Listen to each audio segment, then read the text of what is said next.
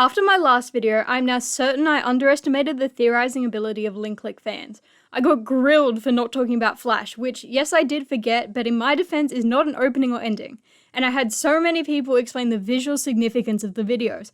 Like, you're absolutely right, but shh, you're spoiling my next video. Most of you seem to have Dive Back in Time fully sussed out, but not as many people seem to fully get the others, so I am going to do my own visual analysis. Let's do this video in reverse order to spice things up, starting off with the tides. A lot of people seem to write this one off as meaningless, but with some mild creative liberty, I think it has a lot of meaning. The opening follows Lu Guang and Cheng Xiaoshi exploring an old mansion. With the guidance of Xiaoling, they are able to uncover the secrets of the house. The first thing of note is Xiaoling's role in the ending. She's presented as what I'm going to call an observer. She can watch them and give advice but cannot directly interfere in the situation. This is very unlike what we have seen of her characters so far. If anything, you would be more likely to see Lu Guang in this role.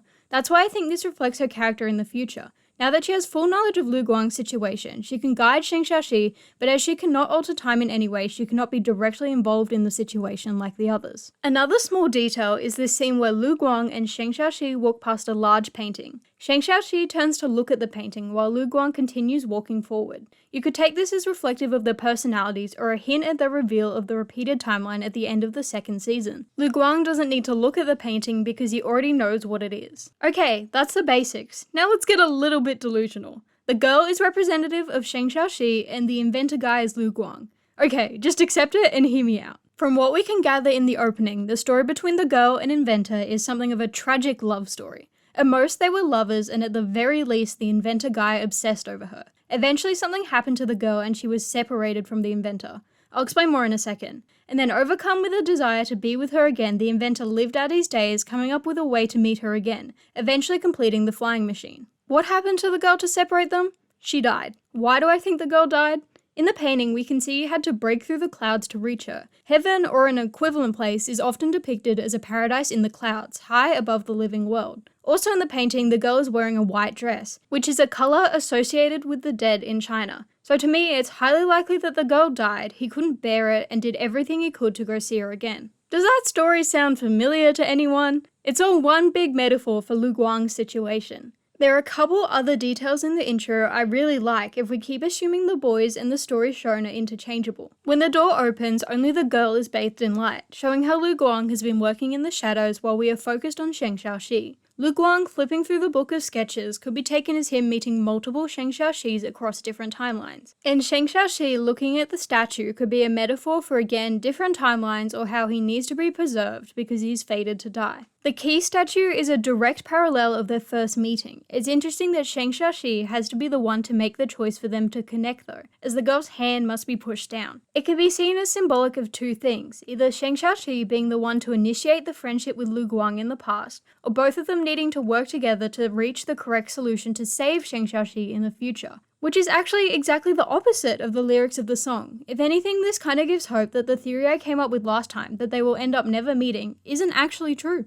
Next up is Vortex. The first point of interest is the photos, though I'm not exactly sure what they represent. The first and second ones we see are clearly both of the same crime scene. The third and fourth are again the same thing, this time a white shirt with a bloodstain and evidence markers next to it. I'd say it's likely Lu Guang's. The next two are difficult to make out. One looks to be more evidence markers, while the other, I just have no idea. Working that one out can be this video's group project. Anyway, they all seem to be evidence from the same crime scene. The duplicate photos aren't, well, just that, but rather could be photos from different timelines. The glitch in colours seem to hint at them being a change as a result of messing with an important node. Continuing on, we get a shot of Cheng Xiaoshi being thrown around, which then cuts to shattered glass over Lu Guang's eye before reversing to repair itself. This shows how Lu Guang is the one overseeing Cheng Xiaoshi, with his knowledge of multiple different timelines. The unshattering of the glass hinting at Lu Guang also having the power to rewind time. The zoom coming out from his eye furthers this idea, as it's shown in the series the eyes are a marker of when someone is using their power. We can see the boys are separated through a reflection, possibly showing that the Lu Guang we are seeing is not actually a part of this timeline, but is using his diving ability to be here. At the halfway point, we get to see everyone before Cheng Xiaoshi touches hands with a faded out Lu Guang. When the video reverses, all scenes of Lu Guang are cut out, except for an extra scene that was added in the reverse that shows him and the others standing on a roof. This time though, he's shown fully opaque, fake, like he's now solidified in this timeline. This is a little bit tragic, but my overall interpretation of this intro is that it is following a Cheng Xiaoshi in a timeline that Lu Guang tried to save but ultimately abandoned. For the forward part of the intro, Lu Guang is shown as being outside of what we see, implying he's not originally from this time. He witnessed Cheng Xiaoshi struggle and did his best to fix it, but in the end he couldn't save him this time. The turning point of them touching hands is actually Lu Guang leaving the timeline, which we know is done through clapping. When the intro reverses, we are left with the Lu Guang of that moment standing on the roof, now solidified in that timeline. He doesn't show up in the rest of the intro because he doesn't help anymore. As we rewind, we see everything else still occurs the same, regardless of Lu Guang's actions, and eventually Cheng Xiaoshi ends up back to where he started. Probably dead. How fun! For Overthink, I don't really have an overarching story to tell, it's more just suspicious detail. If you watched my last link click video, you would know that Overthink is about / from the perspective of Lu Guang, and the visuals highlight him being the odd one out in this outro. In the beginning, he's the first person we see, but his head is completely cut off, while we see the others' faces clearly. At the end, he is also facing the opposite way to the other two, like he's focused on something else. This ending uses real footage a lot as well as the animation. The entire beginning is video from a photo studio, and real film switches in and out throughout the intro. However, it always comes before a shot of Lu Guang, like at the start,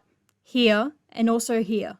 It's kind of like it's showing us Lu Guang is from the real world, aka his original timeline which he's diving in from. This sequence also hints at Lu Guang's time travel. We get a full body shot, note the wall by the way, then a close-up of his eye which looks to the side. Like I said before, eye is an important indicator of using a power. It then cuts to footage of film reels, representative of different timelines, before flipping back to Lu Guang, now overlaid with gears, which I am assuming are from inside a clock. This feels like a pretty massive hint that he has some power to control time. The very last scene of the outro is a blank wall, which is the same one Lu Guang was standing in front of before. Note the paneling-like lines. I assume this is the wall used in the headshots at the end as well, but Lu Guang is the only one shown with a full body shot against the wall. The last scene is also a wide-angle shot, matching that moment. All this implies that Lu Guang was meant to be in this scene, but has left, like he exited the timeline. Finally, in the middle of the outro, we get some shots of Cheng Xiaoshi, one looking a bit dead, which is self-explanatory, and one with his head and some feet blacked out. You'd assume that the feet would be Lu Guang's, but we are shown dedicated shots of their shoes in the outro, which confirms that they are actually Cheng Xiaoshi's feet. This didn't really make sense to me until I watched it frame by frame and noticed that there is writing across the screen, which reads time paradox. Thus, this scene is directly hinting at multiple Cheng Xiaoshis across different timelines and him being involved in the changing of an important node in some way. And finally, we have Dive Back in Time. First, we have all the scenes suggesting Cheng Xiaoshi is very dead. At the start of the opening, we see him fall, entangled in film reel, with one strip covering his eyes, heavily implying he's not alive. Later, we see a shot of him lying in a pile of blank photos, wearing his white t-shirt without the jacket. Once again, white is associated with the dead in Chinese culture. Funny enough, the scenes of the dancing do also have some interesting elements. Lu Guang is only ever shown with a pink and green color scheme for the effects, while both Cheng Xiaoshi and Xiaoling are shown under multiple colors, heavily implying Lu Guang is a constant while the others have multiple variations. Cheng Xiaoshi is only placed in front of rewind or down arrow effects, while Xiaoling and Lu Guang are both shown with fast forward symbols. It's like the intro is telling us Cheng Xiaoshi doesn't have a future. And lastly, we have to talk about Lu Guang's actions in the opening. At the start, we've shown a wall of photos, remember this, then hands holding a photo which we know are Lu Guang's because he drops the same photo a few seconds later. We are brought to this scene. Cheng Xiaoshi's eyes are covered, but Lu Guang's are not. I suggested this was a metaphor for death earlier, but it could also be for ignorance. Cheng Xiaoshi doesn't know what is actually happening. He's only witnessing his own timeline. Lu Guang is aware of a lot more. This is further shown in the next scene where Lu Guang directs us to look up. We pass through a film reel before literally hitting play on a video of Cheng Xiaoshi.